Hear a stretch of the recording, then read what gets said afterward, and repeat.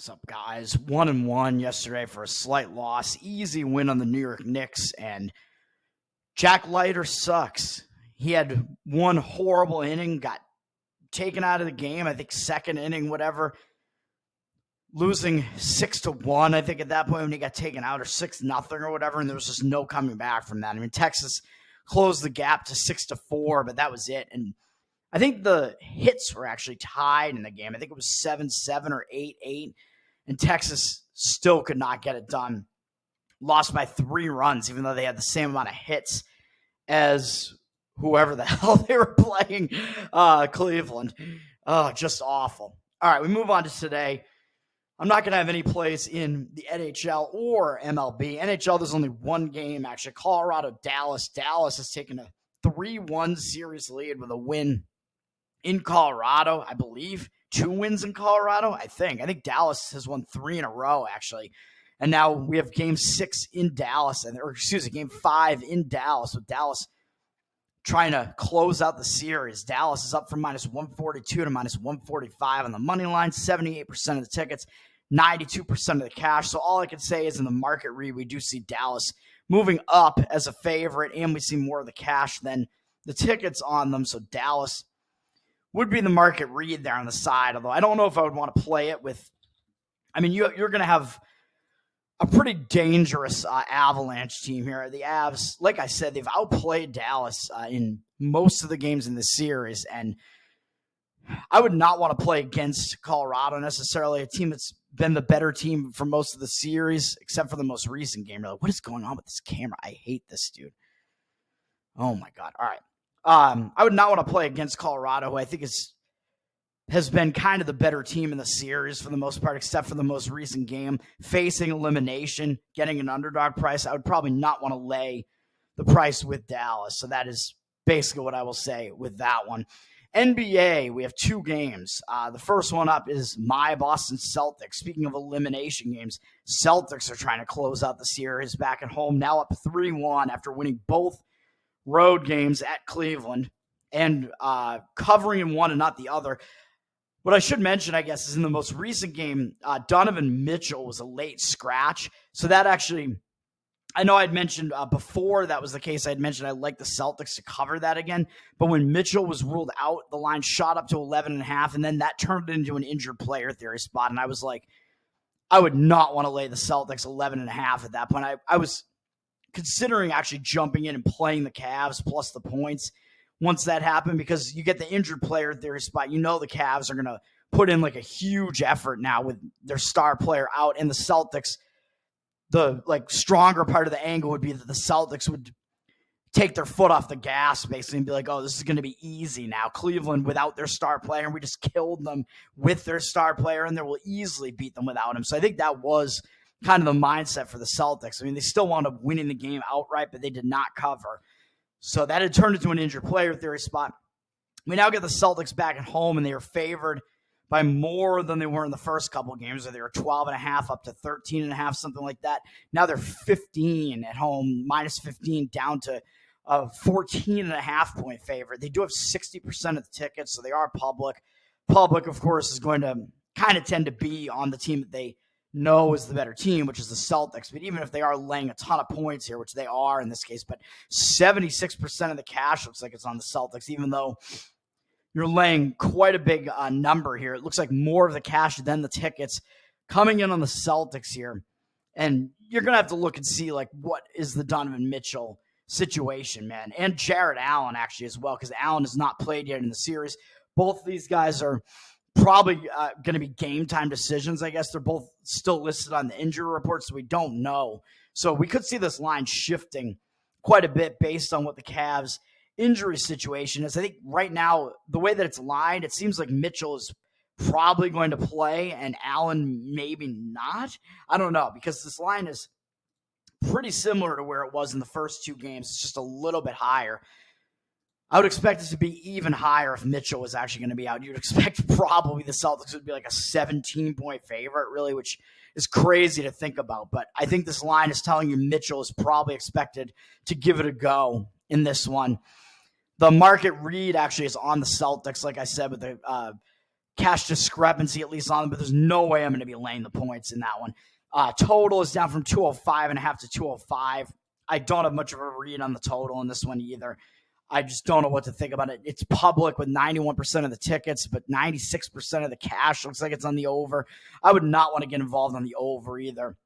And that line could shift around quite a bit depending on the injury situation as well, because Mitchell obviously is by far the best scorer on the Cavs. So if he's out, you might see the total drop further. Man, I just can't get – this camera cannot focus, man. I don't know what I'm going to do about that. All right.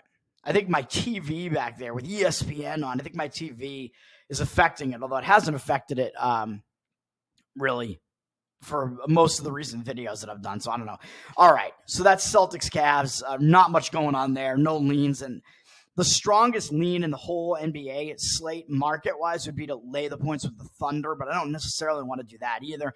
Mavs are at the Thunder. This series is now 2-2 after the Mavs collapsed. They could have had a 3-1 series lead, and they epically blew it, and it was all free throw shooting, man. So looking at this game, Thunder down from 5 to 4 with Juice as the home favorite. I think they're around 4.5 maybe in the first couple of games at home. They have 66% of the cash on them, though, and 60% of the tickets on the other side on the Mavs. So that Luka and Kyrie factor still seems to loom kind of large there, with the public coming in maybe thinking this is too many points and taking the Mavs. With the way the Mavs have played in the last few games, the Mavs almost won 3 straight games, I think, in the series, and they blew that game, man. In the most recent game, Mavs had I think an 18-point lead or something in the second half, wound up blowing it, and it all came down to the free throw discrepancy, man. The Mavs, I think, were below 50% from the free throw line, and Oklahoma City, I think, missed 1 free throw in the entire game. They were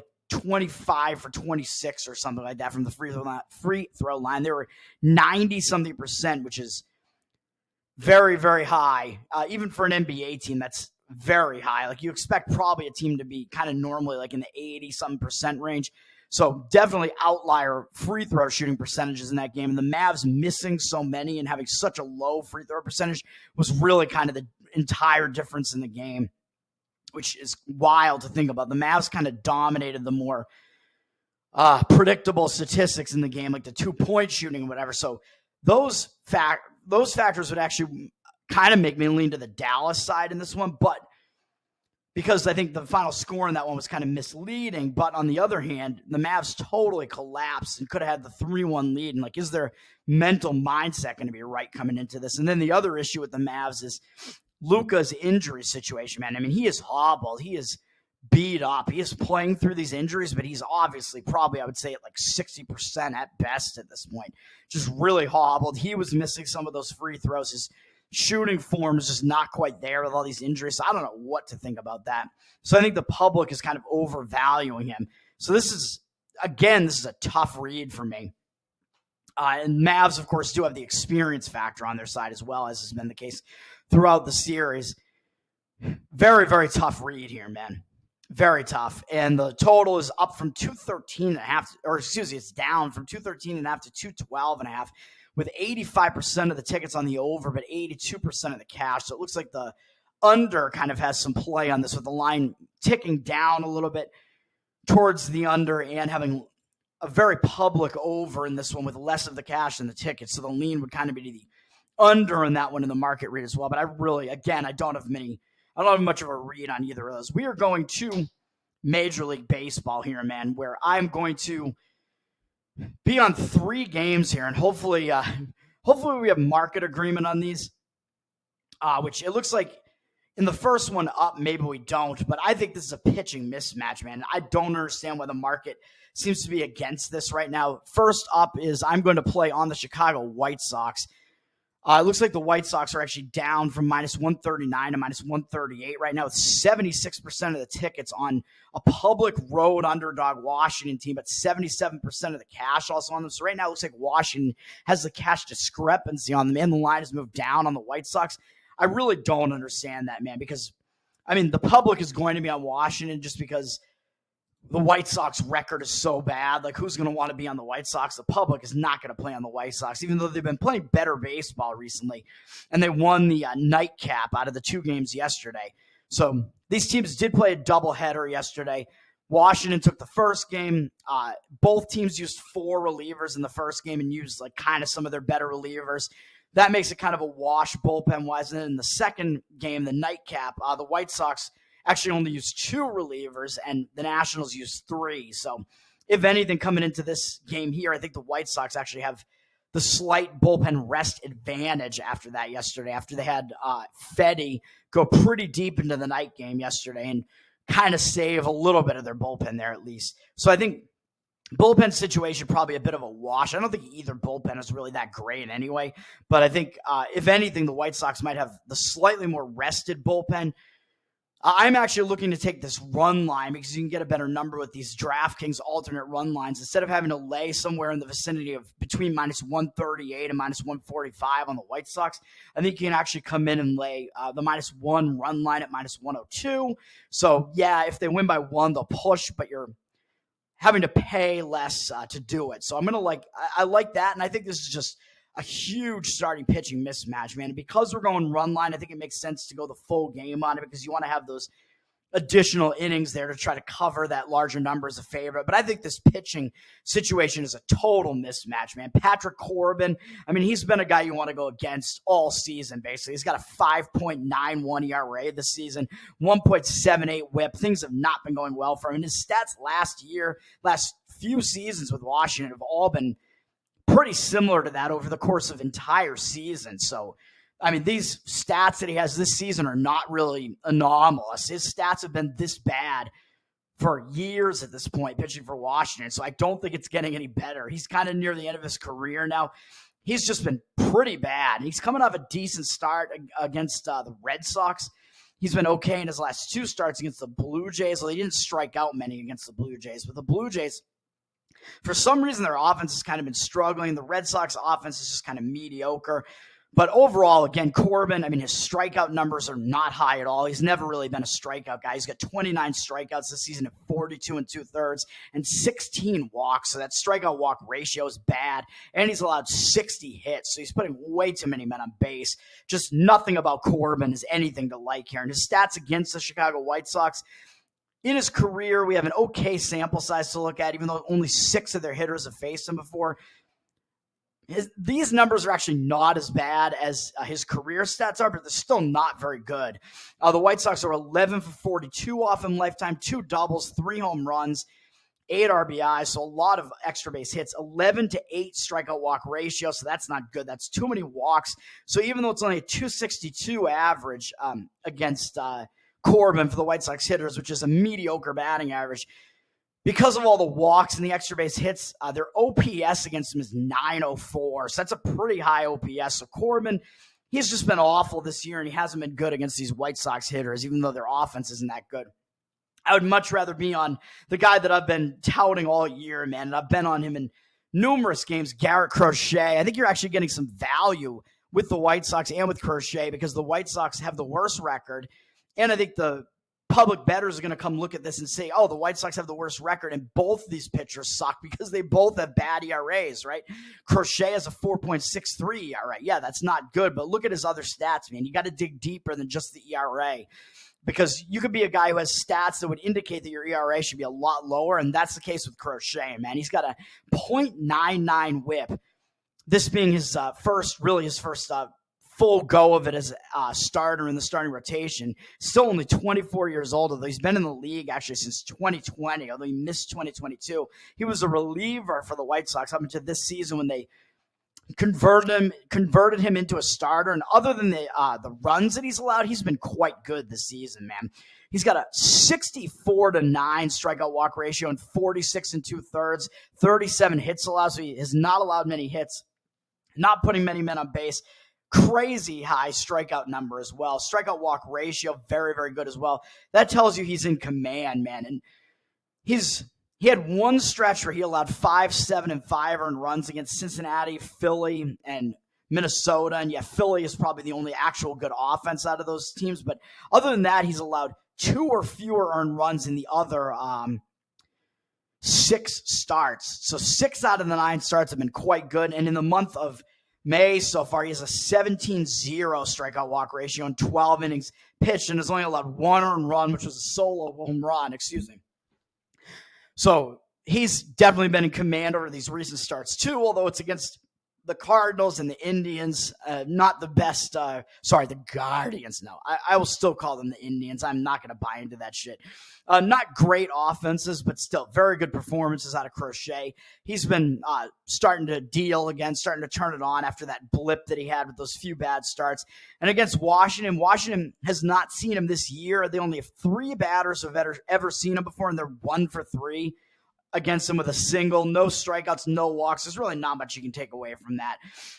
333 batting average and 667 OPS and very, very small sample size. It's effectively, I think you could say that Washington has pretty much not really seen him before. So I think that's also an advantage to Crochet because he's got really good stuff, really good strikeout stuff. And these Washington hitters who are pretty unfamiliar with him haven't seen him this year. Have 3 guys who have ever seen him at all before, and none of them have seen him this year. I think that's an advantage to Crochet. So I'm going to be on the White Sox. I think that it's a very big pitching mismatch, actually, in that one. And I don't understand what we see in the market right now. We might see the market indicators kind of shift on that one, although it remains to be seen.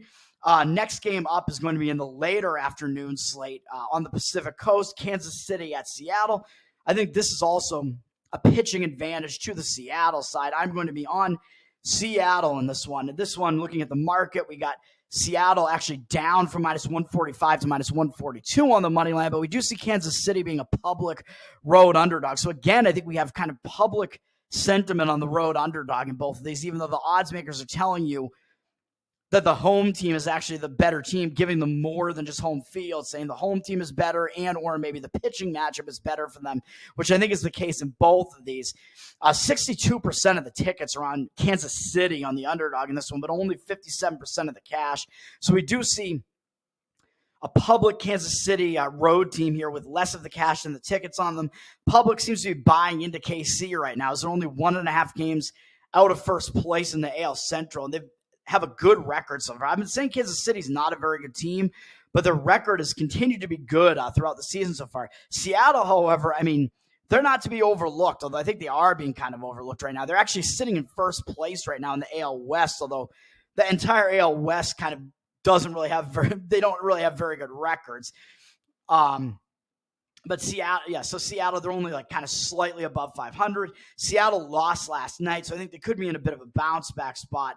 And if you look at that game, Seattle actually, neither team really used a lot of their bullpen. So I think the bullpen situation is just kind of a wash. Kansas City did use like their 2 best relievers, basically, including their closer.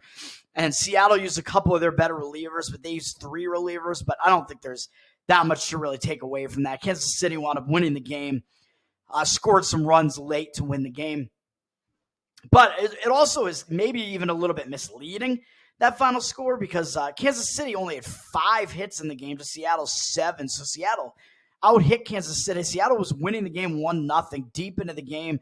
Kansas City got out-hit 7-5, but they scored 4 runs off of only the 5 hits. So based on the hits there, it's a little bit of a misleading result there. Kansas City did draw 4 walks, though, to Seattle's 2. So the amount of earned base runners is basically the same. But still, the Seattle was actually hitting a little bit better and leaving some of those men on base.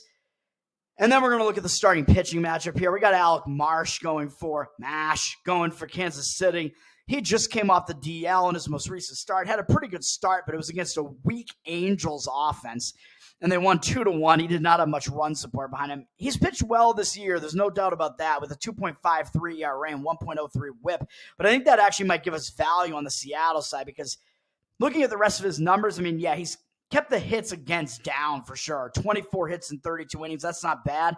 But he only has 24 strikeouts, too. So he's not a guy that comes in and blows you away. He went 7 innings in his first start of the season in his best start against Baltimore. And then in his other starts, he has not gone more than 5 2/3 in any start. So he hasn't been a guy that's gone very deep into these games. And I don't know what else to say. I mean, he's faced a mix of like good and bad offenses as well.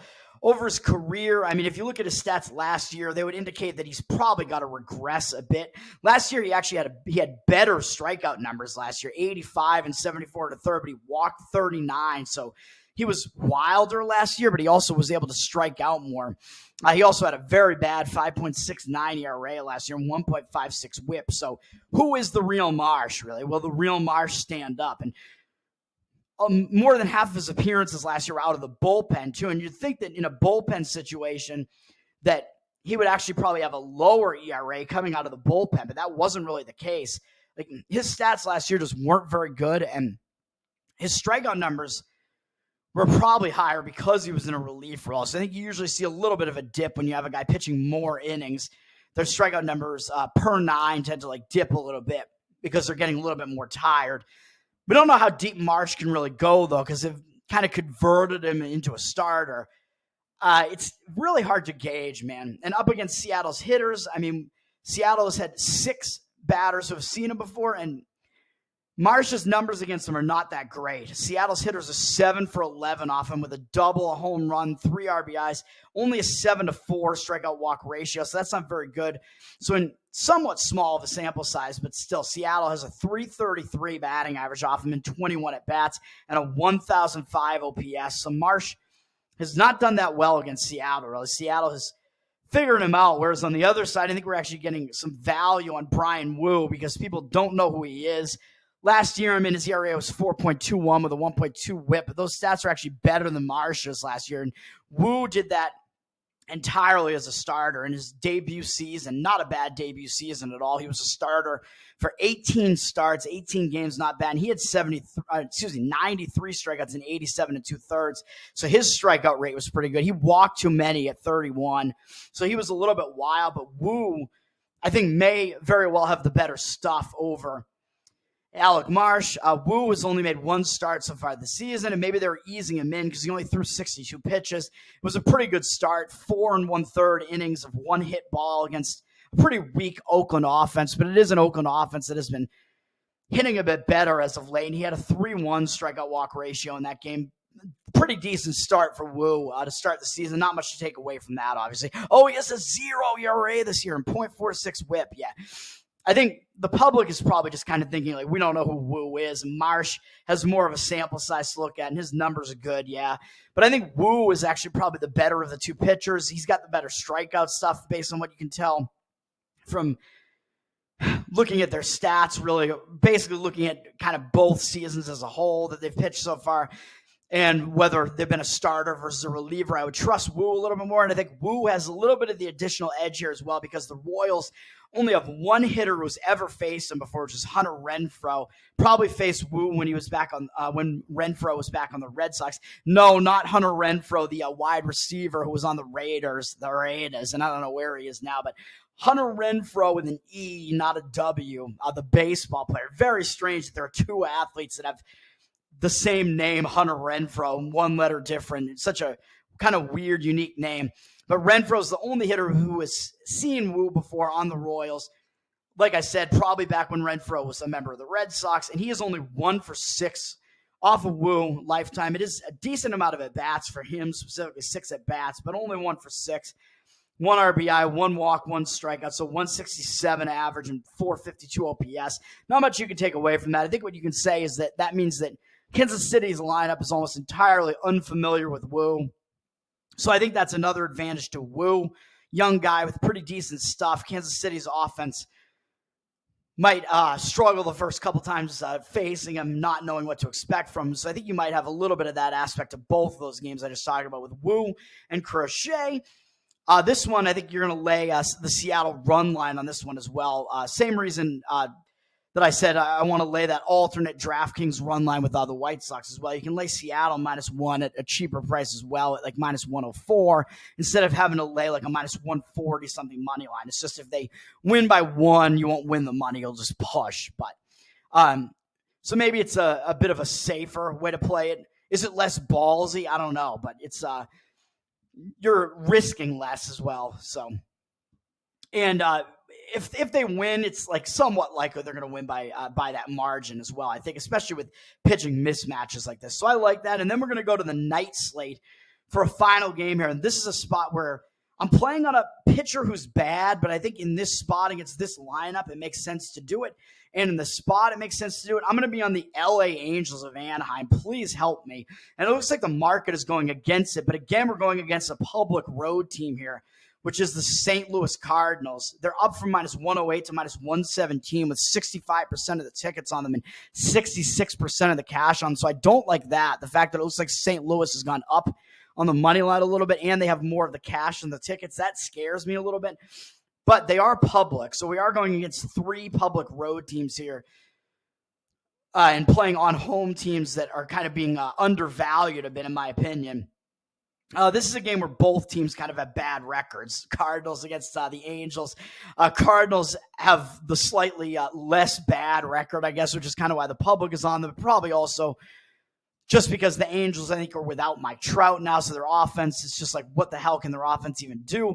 Although the Angels have scored 11 runs in the 2 games in this series, which isn't terrible. It's just that St. Louis has scored 17 in the 2 games in this series. So St. Louis has really lit up the Angels' offense. But the Angels are lit up the Angels' pitching, excuse me. The Angels' offense really hasn't been that bad in the series. But what we have here now is St. Louis is on the verge of a sweep, man. They're playing a bad Angels team. They already beat them twice. St. Louis is going to be returning home. They have 1 day off after this, and then they're going to play Boston on Friday, which I think it's still kind of a big game, and it is still the Red Sox. I mean, the Red Sox, there might be a little bit of that like rivalry there still because out of the Red Sox 4 World Series wins over the last 2 decades, 2 of them were against St. Louis. So there might still be a little bit of that rivalry there, which goes back even further, really, because I think St. Louis beat the Red Sox in one of those World Series. When was it? In the 60s or something like that? I think there was one. Anyway, but anyway, I think St. Louis could possibly overlook the Angels in the spot, man. This is one of those situational spots that I kind of like to look for in baseball, where you have a team. They might be the only team on today's slate that's actually in a spot where they could potentially get a sweep here. But I think that means that St. Louis might overlook the Angels because they beat them twice already. They're ending. This is the last game of 2 series road trip, but they lost the first 3 at Milwaukee, and now they've won the last 3. So, yeah, you could say, well, they're going to be motivated because they don't want to go 3-4 on the road trip. Yeah, maybe, but they might take LA for granted, man, because they've beaten them twice. Excuse me. I think LA is without LA of Anaheim. Excuse me. I'm not talking about the Dodgers. Anaheim, I believe, is still without Trout. He's still on their team, right? I don't even know. I don't know who's where at this point, man. Or no, Trout is where is he? Is he on the Dodgers now? I didn't even know. I don't know where anybody even is anymore, man. But the Angels' offense has sucked recently, whatever the case may be. Although they haven't sucked that much in this series. I don't even know where any of these players are anymore, man. But yesterday, so the St. Louis might get a little bit complacent because they've beaten the Angels twice already. And you might see the Angels maybe get a little bit motivated for this, trying to avoid the sweep. You might get a little bit of extra motivation out of them. And looking at the bullpen usage last night, St. Louis actually used more of their pen. They used 4 of their relievers, including their best 2 relievers, Romero and Helsley, to finish off the game in a close 7-6 win. So St. Louis used more relievers, man. They used 4 relievers. Angels only used 3. And kind of maybe use some, not like maybe didn't use relievers who are as good as the relievers of St. Louis used. So I think the Angels' bullpen actually might have a slight advantage in this one too, even though I don't think their bullpen is that good. I'm not sure either of these bullpens or either of these offenses are really that good, although the offense is showing up in this series, maybe because the pitching also sucks. The pitching in this game also sucks, but I think we have an advantage, a hidden advantage in the starting pitching matchup, because I think the public is going to come in. And part of the reason why the public is also on St. Louis is they're going to say, oh, Lance Lynn is pitching for St. Louis. We know him. He's like a veteran pitcher. He's good, right? He has a 3.79 ERA. Yeah, sure, but he has a 1.41 whip this season. So he actually has the worst whip out of the 2 pitchers going today, as bad as both these pitchers are. I don't trust Lance Lynn, man. Over the course of the season so far, he's got 38 strikeouts in 40 in the 3rd innings, which isn't too bad. 39 hits allowed, not too bad, but 18 walks. So his whip is just too high, man, because he's been walking way too many guys. And since his starting with his start against Philadelphia on April 10th, he's walked at least 2 batters in every start except for the one against Oakland where he walked 1. And if you take out his most recent one where he walked 2 against Milwaukee, he's walked 3 or more in all the rest of those starts. He's been walking way too many guys. In the month of May, he has only a 9.5 strikeout walk ratio and 9 2/3 and has allowed 8 earned runs. That's all pretty bad. A 5-inning performance against the White Sox, who aren't a very good team. He didn't pitch well in that game. Only went 4 2/3 against a pretty good Milwaukee Brewers lineup. That didn't work out well for him either. So he has had a couple of bad starts in a row. So recently he's been bad. And against these Angels hitters, as bad as the Angels hitters are, they have not been bad against Lance Lynn. They're 17 for 53 off him. So decent sample size, 4 doubles, 2 home runs, 8 RBIs. Does have a 12-3 strikeout walk ratio against him, although he's been walking so many guys, you kind of expect that might not be that good of an indicator either, really. It all amounts to a 321 batting average for these LA hitters off of Lance Lynn over their careers and an 867 OPS. So Lynn, his stats against these Angels hitters, as bad as they are, have been pretty bad. Then on the other side, the public is going to see Griffin Canning. He sucks. He's got a 5.75 ERA. You're right. That does suck. And a 1.35 whip. That also sucks. But his whip is actually lower than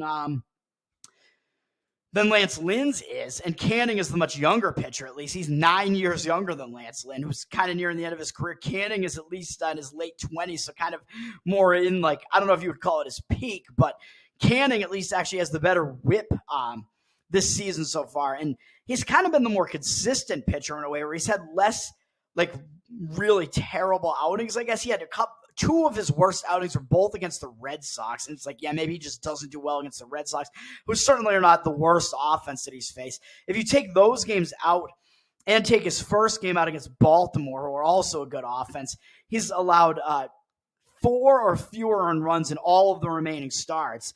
And if you take out the Philly one, also a good offense. If you just look at the bad offenses that he's faced, and I think St. Louis qualifies as a bad offense.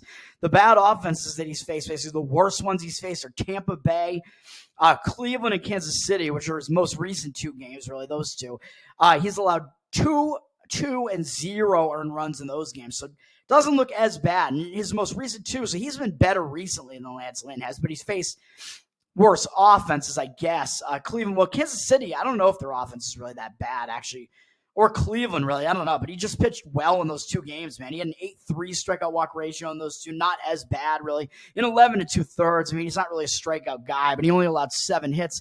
So those numbers not bad in those last 2 outings, man. He's only allowed 2 earned runs over 11 2/3 in the month of May so far. So he's kind of trending in the right direction, at least, whereas Lance Lynn is trending in the wrong direction. And then what kind of puts us over the top is if you look at his stats against St. Louis, they're only 4 for 23 off him, their hitter's lifetime, with no extra base hits, 4 walks. That's not great. 6 strikeouts. He's not really that much of a strikeout guy. That amounts to a 174 opponent batting average and 470 OPS. So very weak hitting stats for these St. Louis hitters against Canning. So Canning's stats against St. Louis's hitters are way better than Lance Lynn's stats against these Anaheim hitters. Lance Lynn's stats are awful against Anaheim, and that's going to be it, man. 3 baseball plays, that's the card for today. Hopefully get some good information out of all that. Chicago White Sox -1 on the run line at -102. Seattle Mariners -1 on the run line at -104. And the LA Angels you can get in an underdog price at +105 right now as an underdog at home. Let's do it. Avoiding the sweep. Peace.